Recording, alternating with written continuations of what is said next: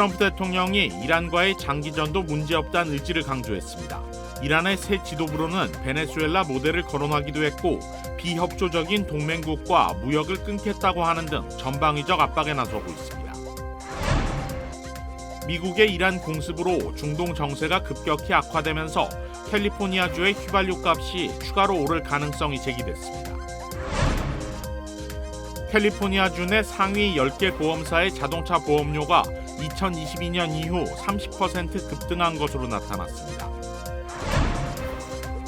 연방 이민 단속에 협조하지 않는다고 공언해온 LA 경찰국이 정작 뒤로는 연방 이민 당국의 정보를 흘리고 있다는 의혹이 제기되고 있습니다. AI 시대 학생들에게 올바른 사용법을 알려주는 특별한 강연이 패사디나의 한 고등학교에서 열렸습니다. 2026년 아스티바 헬스플랜은 식료품과 일반 의약품 비용으로 연체대 2,880불까지 혜택을 드립니다. 사용하지 않은 금액은 다음 달로 2월됩니다. 자세한 내용은 1888-688-8584로 문의하세요. 메디케어 가입자라면 치과 비용도 걱정하지 마세요.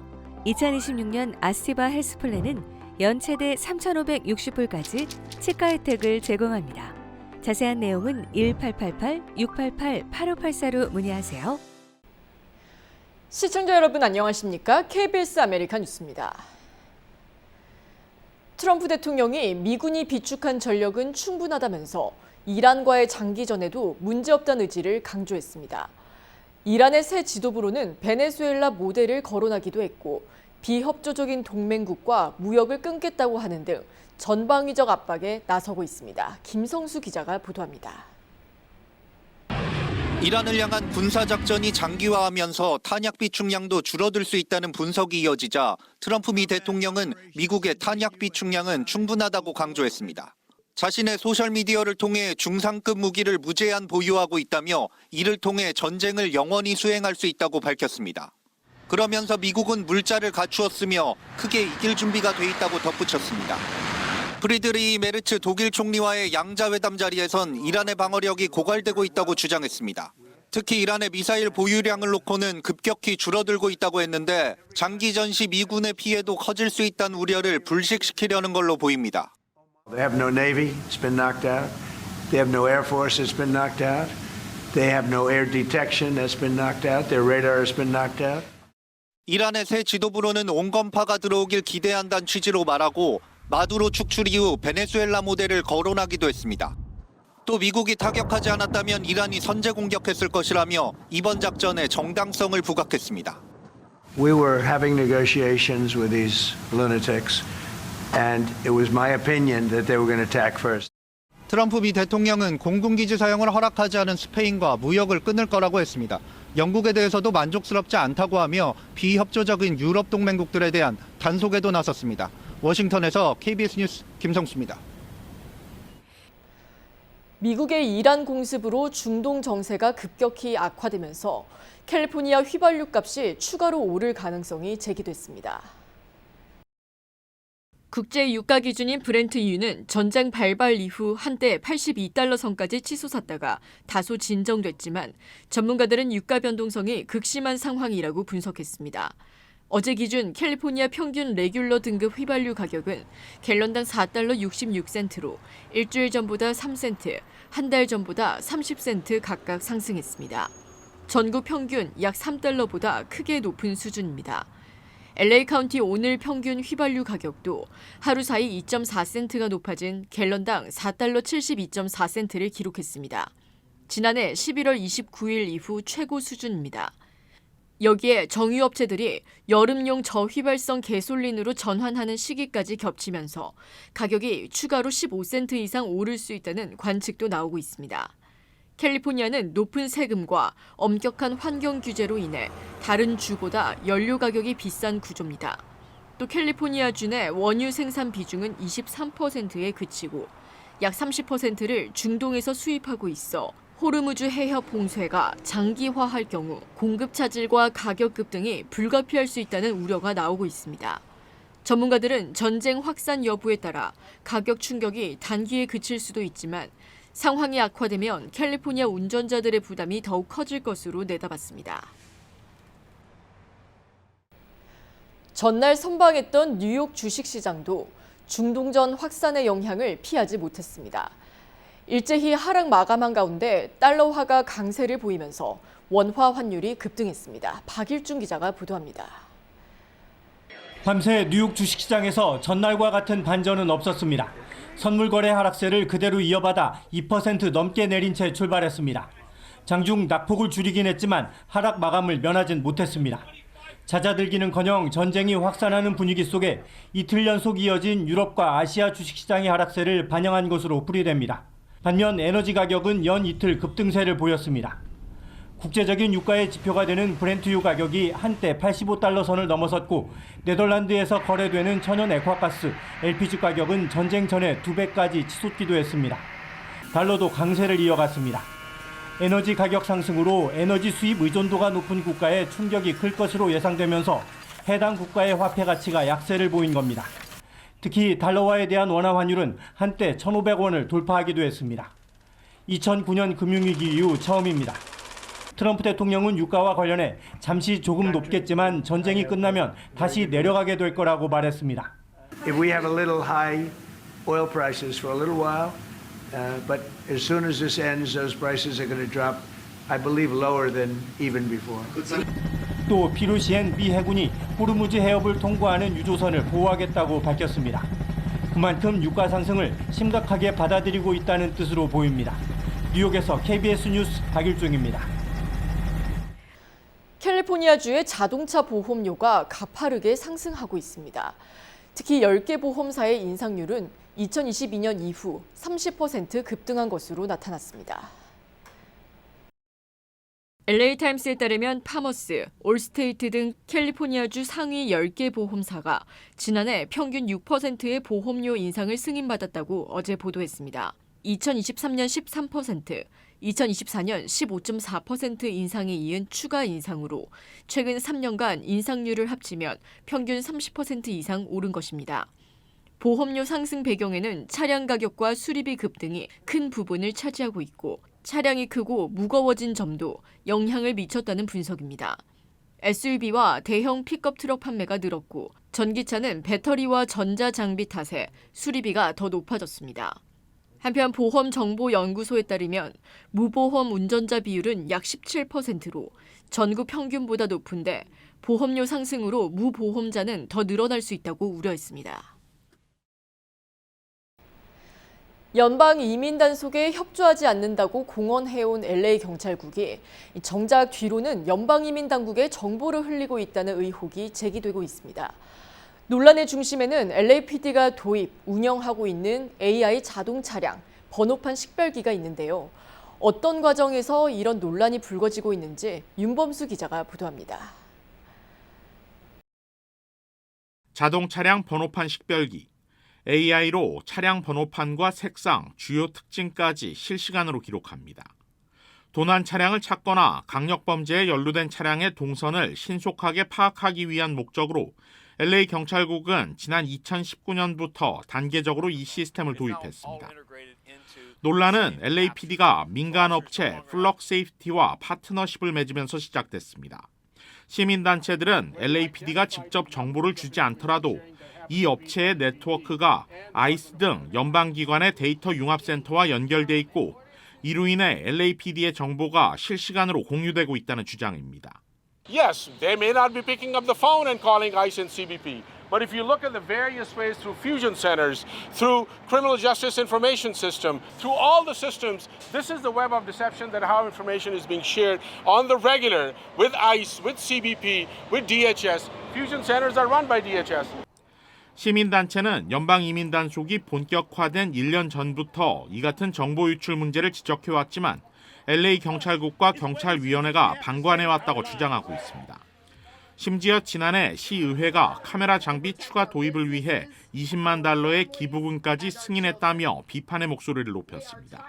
Cities across California and nationwide, Santa Clara, Santa Cruz, Mountain View, Los Altos, Denver, Linwood, Austin, Evanston have ended their contracts with Flock. They recognize the harm. Los Angeles can too. 시민단체 30여 명은 오늘 LAPD에 즉각 해당 업체와의 계약을 파기할 것을 촉구했습니다. 이후 LA 경찰위원회 회의에 출석해 공식 항의 서한도 전달했습니다. 아직까지 LAPD와 경찰위원회 측은 이민 단속 목적의 데이터 공유는 없다는 입장을 고수하면서 직접적인 대응을 하지 않고 있습니다. 시의회 역시 주민들이 기부한 장비를 승인한 건 치안 효율성을 높이기 위한 정당한 절차였다는 입장입니다. 그러나 시민단체들은 물론 캘 메럴스 등 일부 매체들까지 탐사 보도로 의혹을 제기하고 있는 상황이라 어떤 식으로든 해명이 필요하다는 목소리가 커지고 있습니다. KBS 뉴스 윤범수입니다. 어제 항공사고가 잇따랐습니다. 뉴욕 허드슨 강에서는 경비행기가 추락해 탑승자 2명이 강물에 뛰어들었고 로스앤젤레스 국제공항에서는 승객 280명을 태운 여객기가 엔진 화재로 긴급 회항하는 아찔한 상황이 벌어졌습니다. KBTV 신영주 기자입니다. 어제 오후 8시쯤 뉴욕주 뉴버그 인근 허드슨 강에 경비행기 세스나 172가 추락했습니다. 탑승자는 조종사와 승객 단 2명. 충격적인 상황에서도 두 사람은 스스로 강가로 헤엄쳐 나왔고 뉴버그 응급구조대에 의해 병원으로 이송됐습니다. 캐시 호컬 뉴욕 주지사는 소셜미디어에 허드슨 강의 또 다른 기적이라며 조종사와 승객 모두 경상에 그쳤다고 밝혔습니다. 연방항공청은 사고 원인을 조사하고 있습니다. 같은 날 로스앤젤레스에서도 아찔한 상황이 벌어졌습니다. 유나이티드 항공 2127편이 LA 국제공항을 이륙한 지 채 1시간도 지나지 않아 엔진에 이상이 발생해 긴급 회항했습니다. 승객 268명과 승무원 12명 등 총 280명을 태운 보잉 787-9 드림라이너가 오전 10시 15분 이륙했다 11시 20분 다시 LA 공항에 내려앉았습니다. 착륙 당시 기체에서 연기가 치솟는 가운데 승객들은 비상 슬라이드와 이동식 계단을 통해 신속히 대피했습니다. 승객 1명이 손가락에 경미한 부상을 입었을 뿐 중상자는 없었습니다. 유나이티드 항공은 엔진 문제 해결을 위해 안전하게 복귀했다며 현재까지 보고된 부상자는 없다고 밝혔습니다. 당국은 정확한 엔진 화재 원인 조사에 나섰습니다. KBTV 뉴스 신영주입니다. 최고의 한인 암 전문의와 함께하면 치료가 달라집니다. LA 한인타운과 부에나파크에 위치한 USC 노리스 종합암센터. 언어나 문화적 어려움 없이 치료에만 집중할 수 있도록 한인 의료진이 상담하고 진료해드립니다. 다양한 분야의 전문의들이 협진을 통해 진단과 치료에 최선을 다하며 임상시험 참여의 기회도 제공합니다. 환자를 먼저 생각하는 마음. USC 노리스 종합암센터. 오늘 예약하십시오. 치명 믿을 수 있습니다. 치명 포장하지 않습니다. 그 대신 정관장은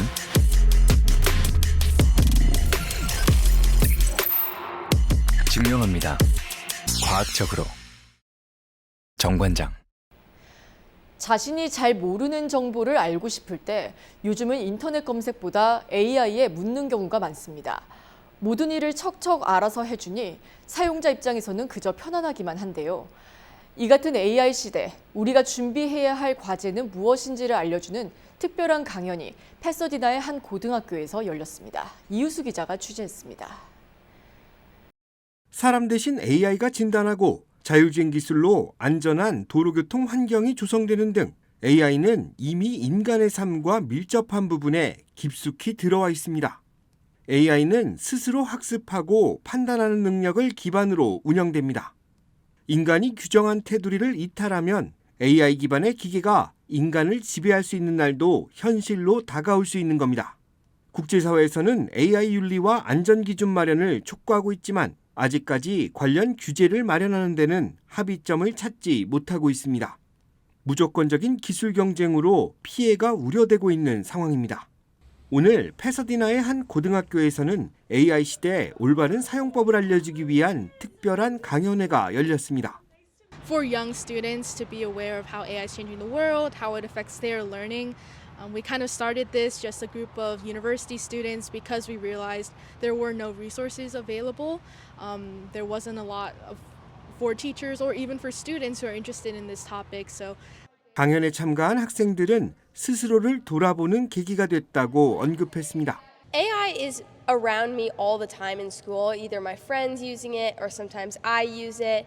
And it sort of affects my life very drastically as opposed to, say, 3 years ago. And I think that it'll continue to affect my life. I think it's really interesting to see how many ways AI is infiltrating our daily life, and that it's no longer a fringe subject, but something that's so ingrained in everything we do all across different aspects of our world.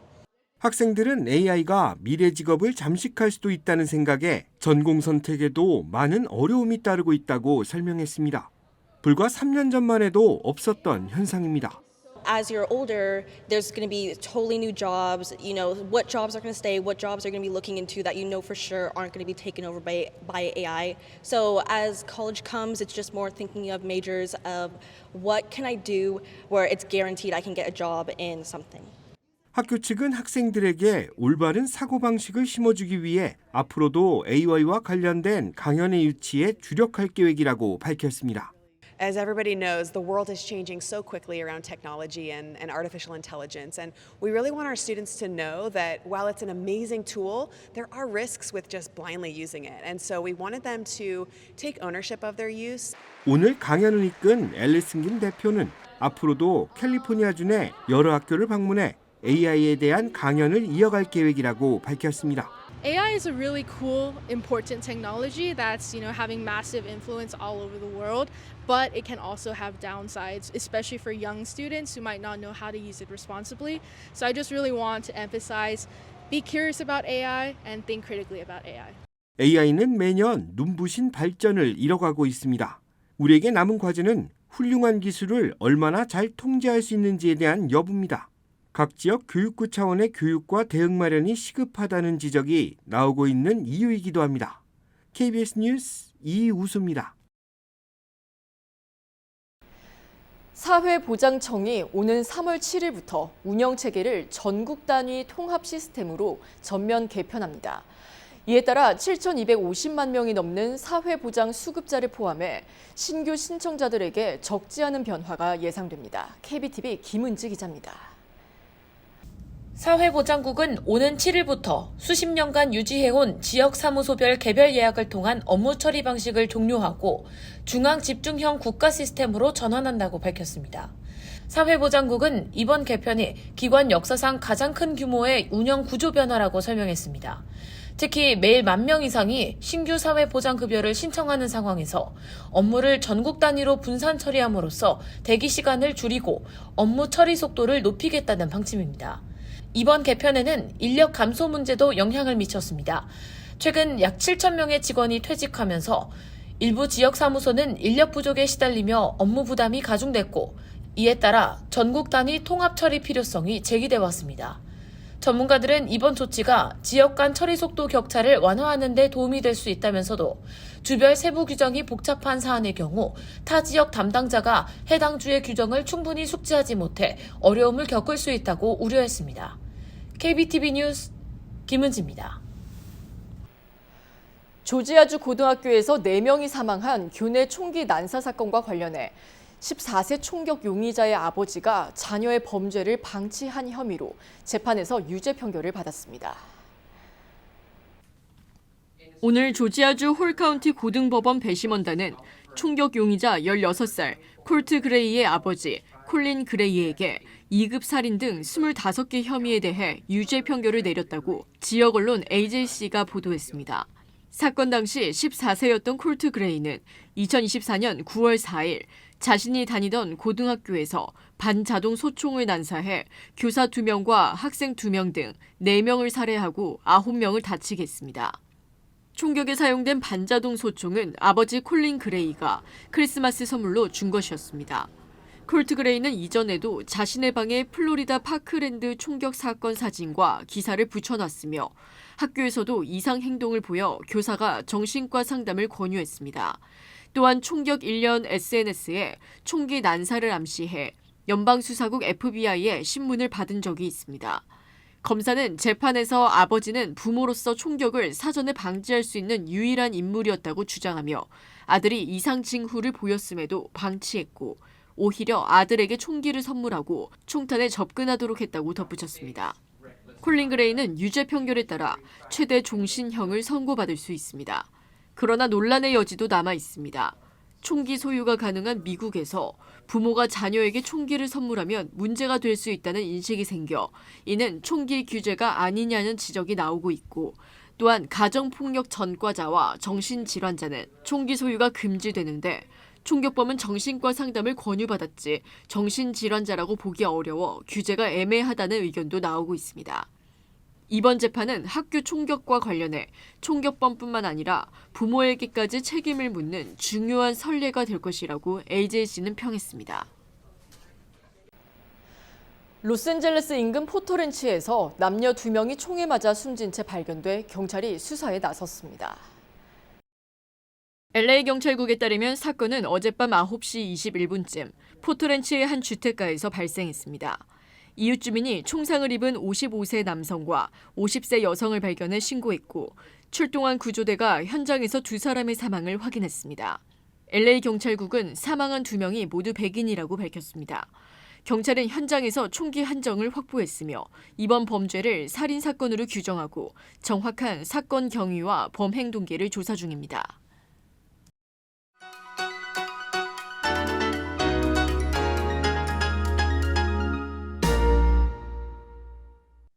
주식시장은 오늘 하락했습니다.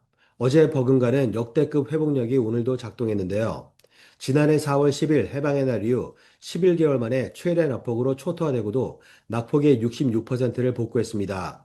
그럼에도 다우존스를 제외한 내스닥과 S&P 500은 여전히 올해 상승분을 모두 반납한 지점에 머물렀습니다. 어제와 달리 오늘은 유가만 상승하고 금값과 비트코인은 모두 하락했습니다. 어제 예상보다 빠르게 진정됐던 투자 심리는 하루 만에 매도 심리에 불이 붙는 쪽으로 반전됐지만 또 한 번 진정되는 모습을 나타냈는데요. 오늘 패닉셀링의 기세는 11개월 최고 수준을 기록했다 가라앉았습니다. 어제 15주 최고치로 치솟았다가 막판에 상승분의 60%를 반납했던 공포지수 역시 오늘도 개장 초 상승분의 65%를 반납했습니다. 비록 어제와 달리 3대 지수는 개장 내내 단 한순간도 강세로 돌아서지 못했지만 위기감은 상당 부분 완화됐습니다. 더욱 불확실해진 지정학적 리스크와 스태그플레이션 공포가 겹쳤음에도 매그니피선 7 중 3종목은 이틀 연속 반등세를 이어갔는데요. 다만 금요일 발표되는 고용지표와 소매 판매를 앞두고 어제 커졌던 기대감이 부담으로 바뀌는 모양새를 나타냈습니다. 지금까지 김지한이었습니다.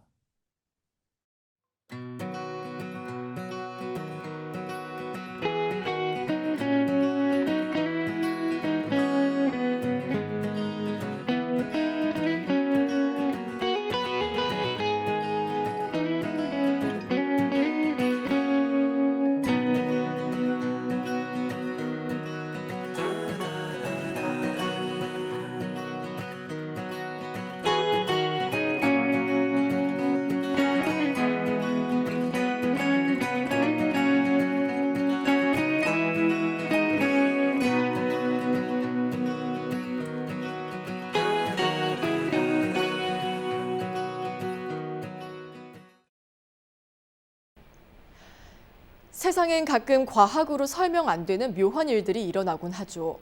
하지만 그 모든 걸 다 이해하려 애쓸 필요는 없을 것 같습니다.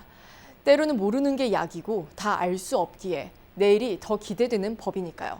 설명 안 되는 고민들은 잠시 잊으시고 오늘은 그저 기분 좋은 우연히 찾아오는 꿈 꾸시길 바랍니다. KBS 아메리카 뉴스 마칩니다.